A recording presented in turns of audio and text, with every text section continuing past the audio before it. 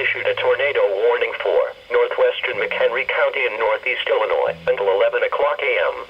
At 10:13 a.m., a severe thunderstorm capable of producing a tornado was located 6 miles south of Capron and moving northeast at 45 miles per hour.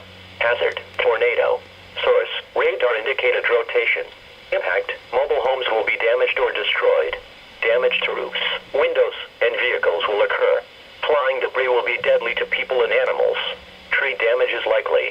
This dangerous storm will be near Hebron around 10:35 a.m. Richmond around 10:45 a.m. Take cover now. Move to an interior room on the lowest floor of a sturdy building. Avoid windows. If in a mobile home, a vehicle, or outdoors, move to the closest substantial shelter and protect yourself from flying debris.